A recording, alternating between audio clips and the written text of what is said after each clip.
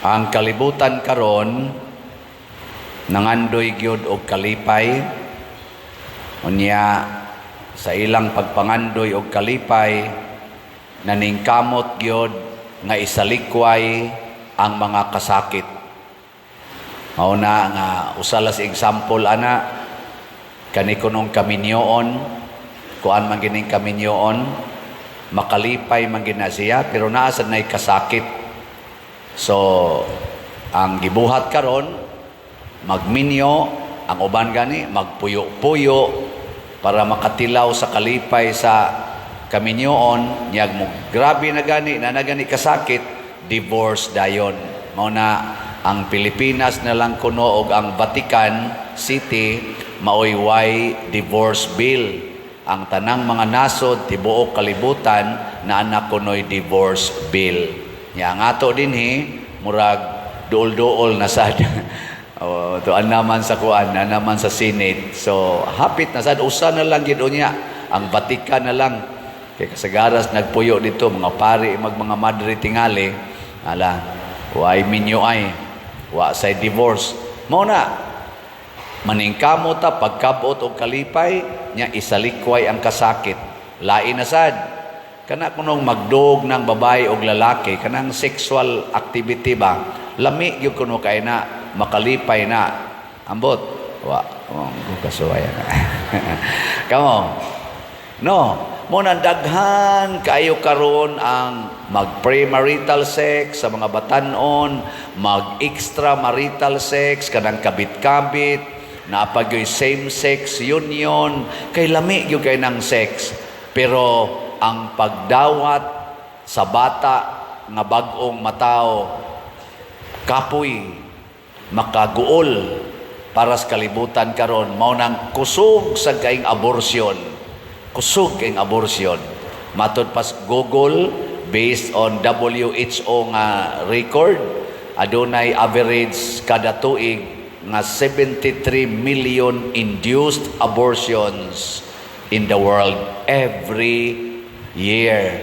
Nya kung i-divide na sa 365 days, average number of days in a year, mag-average kuno 200,000 ang abortion kada adlaw.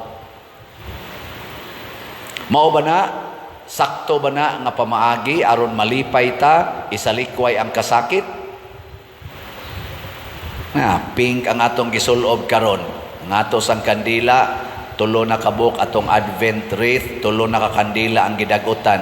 Ang pink mo'y gidagutan, simbolo ni sa pagmaya o sa kalipay.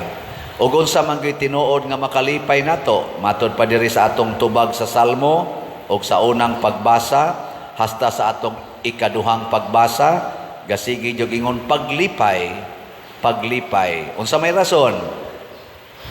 Unsa man? Kay sa taliwala kaninyo anaa ang dako og santos sa Israel. Ang tinuod ay makalipay mga igsoon kana di ay mupuyo na ang Ginoo diha uban kanato.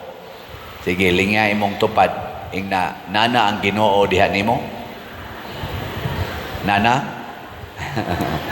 Pero kung ang yawa gani mo'y magpuyo din hinato, pertig yung gubuta. Pertig yung laayas kinabuhi, basta yawa mo'y magpuyo. Nya unsaon man nato pagkasiguro nga Ginoo nagpuyo nato, kanang wa tay sala. Ginoo ang nagpuyo. Unsa man sa itimaan nga ang yawa mo'y nagpuyo nato kung naatay sala. Gilain na sang lingi sa imong tupad, ing nawa kay sa nawa way sala. Ang uban wa gyud nilingi, klaro kay na sad-an. Unya ang awhag sa Ginoo pag-abot na niya nga giawhag sa mga propeta, labi na gyud ni San Juan nga magbubunyag, the greatest prophets of all times, nga mao gyud siya nag-immediate prophet nga ning andam sa dalan ni Hesus sa iyang paagi sa pagpangluwas. Ang awhag gid ni Juan nga magbubunyag, biyai ang inyong mga sala. biyai ang inyo mga sala. Nya unsa may ipuli, tuuhi sunda ang ebanghelyo sa Ginoo, ang sugo sa Ginoo. Kana ra gyud. Simple kayo. Kanang sugal sala na. Sala dili. O ihunong unsa may iilis. Ang pulong sa Ginoo nag-ingon, ipanghatag ang imong pagkaon, ipanghatag ang imong kwarta. Sa sugal, kumkuman, ako na ning imong kwarta, ako na ni. Nya bingos ka baw sa ko karon, sugal god. Pero ang makalipay di ay ang Dios nun ipanghatag. Sige, lingya imong tupad. Ing na mag-scatter pa ka? Na mag-scatter ka? Mag-scatter? Ayaw, ipanghatag na. Panghatag. Muna din ang atong gibuhat, dili scatter, dili tungit, dili online sabong, dili na mga swirtris. Ang ato din palit og slat. Palit og slat, panghatag. Og ang tanan nga namalit og slat, malipayon. Ang tanan sang nakatagamtam sa atong mga slots nga natigom, malipayon. Ang nahatagan og bugas, ang nahatagan og mga balay. Karon gani, nahurot na gyud ang atong CTU-MM. Pakpak. Ang atong total nga halin niabot gyud 70,344. So ni sobra og 344 ka slots. Mo nang lipay kay ta, siyam naman to atong nahuman nga balay, karong si Manaha nakahuman gitag 4 ka buok. Tanaw mo? Sige. Number 10 nga balay atong tanawon. Mauna ang naong sa balay. After. Di ba? Murag di man din ako makita din. Ang ika-number 11. Na siya. Ganahan mo na ang puyo balaya. Orang-arang sa nung jutay. Kanya, after. Nya. Ang ika-12. Mauna siya before. Ang after. Okay. Ang ika-13. Ganahan mong puyuan ang belaya. Ngandoy sa kaglain. Anya ang after. 60 na kayo. Atong pakpakan, atong mga panday. Salamat kayo. Wata magsugal. Wata mamasin diha na mga sugal. Wa sa tamamasin ana mga kuang-kuan diha ilad-ilad. Ang ato nang hatag kita with love.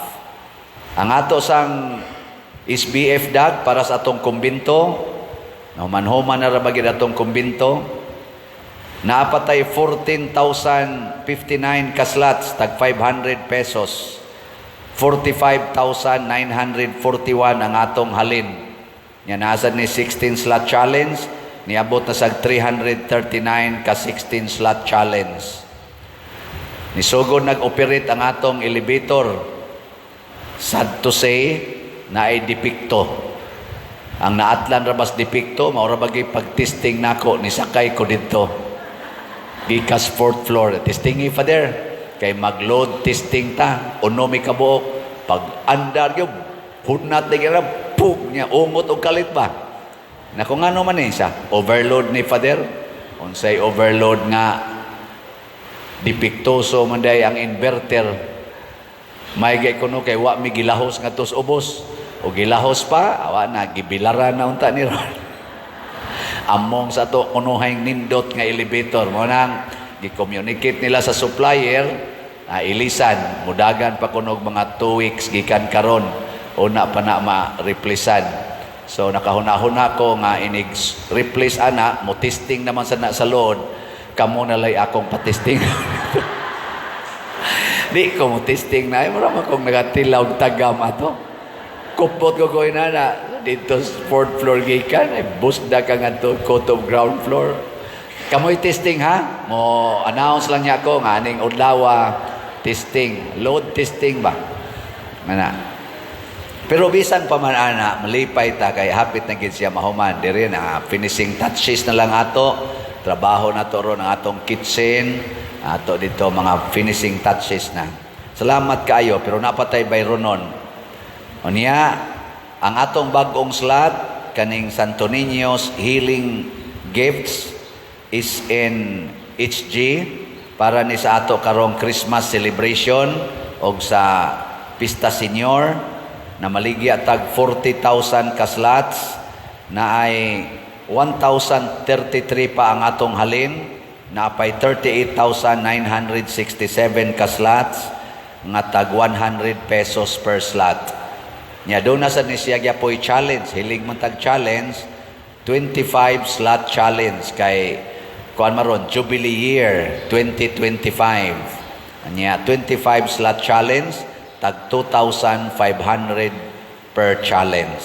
Gusto mo challenge sa SNHG 2,500. Nya ang ato sang lugaw slot para karong misa di Galio magsugod na ba ta ugma 72 ka slots atong gibaligya tag 3,500 ang atong halin 50 na ka slots 22 na lang ka slots ang available. Pakpakan na to ang namalit na to mga slots. Thank you kaayo. Ako lang ning gisgutan kay mauni ang makalipay nato.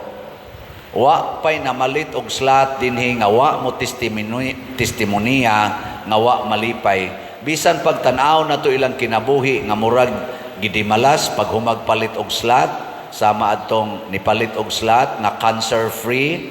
Unya pag humagpalit og slot na stage 4 og balik. Pero pag ka stage 4 na niya, nibalik diri og nipalit pag yung slot. Kaya matod pa niya, Father, lahi kay akong gibati. Katong sa una, guol kay ko nga na-cancer ko. Lipay ko pagka-cancer free nako. Pag human akong palit og slot, Father, 14 akong lipaya. Karon nga nibalik akong cancer, niya stage 4, excited na kong mamatay. Ninduta na, no? Hilingya imong tupad. Inaganahan kag stage 4. Ingna ka no? Naga stage 4. Uy, bahala nag stage 4. Basta malipayon. Di ba? Magunsa man og healthy kay ka pero nag-depression. Naidaghan kayong healthy, niambak sa building aron mamatay. Na ay mga dato kayo, successful kayo, pasar gyud board exam, top notcher pang uban. Unya, naghikog after some time. Di ba? Kanindot anang wa ka kapasar sa board exam, unya happy ka. Ngano man kay naas imong kasing-kasing ang Ginoo. Ug unsa may timailhan ang imong sala, imong kayang biyaan. Biyai ang sala. Labi na ginang paghigugmas kwarta, paghigugma anang kalami ug paghigugma anang gahom. Mao na hinungdang naggubot na ron ang atong nasod. Wa na mag-igo, nagkagubot na sila unsaon paggamit ang kwarta. Tiaw mo ka na, kay bawa mo ana rong hot kayong isyo nga ang PhilHealth sa budget sa 2025 nga 6.3 trillion ang PhilHealth zero budget. Zero. Ang PhilHealth mo'y gikinahanglan sa tanan nga mga kabos. Maunta na atong panagang sa gobyerno para sa pagpa-ospital sa mga kabos gyud kaayo. Mauna no'y zero budget. Ambot lang. Og sakto ba ning ilang gibuhat. Pero iampo lang nato. Wa makapalipay sa kadaghanan. Bisan pa ang ilang mga rason-rason diha, wa na makalipay. Kay the fact nga zero budget nimo ang musagang sa panginahanglan sa mga labing kabos nga maospital, ang message ana, wa kay gugmas mga kabos. Di ba? Bisag unsa pay atong rason. Parehara ko na nako, gamisa ko dire. Moingon din ka, dato naman ang pari. Ay nalaghog kolekta. Sakto na, dili. Nya mohog jud ka mos kolekta. Kana congratulations. Mao na iampo nato. Higugmaon gyud nato ang atong isig katao. Mao nang niingon diri sa atong unang pagbasa sa atong gospel, kung naa kay duha ka sapot, ihatag ang usa ngadto sa way sapot. Kung naa kay pagkaon, bahini tong way pagkaon. Kung naa kay asawa, bahini tong way asawa. Kung naa kay bana, bahini sa tong way bana. Pero wa kay uyab, ayaw pangayog uyab. Ayaw sag pamahin og uyab. Di ba? Ayaw pamugos dawata. Nya ang labing nindot kana gyung gitawag nato pag-antos. Si Kristo nag-antos alang kanato. Wa gid unta siya'y angay pang-antoson kay didto naman siya sa langit. Nag-antos siya para nato. Mo nang nangalipay ta tungod sa iyang pag-antos. Gilingi ay mong tupad katapusang lingi. Ang di mo lingi, way kalipay. Ingna siya promise. Ingna promise. Antuson tika. Sige, na promise. Antuson gyud tika. Maingon din na siya sana all. Di ba? Sige, manindog na ta katong gustong malipay.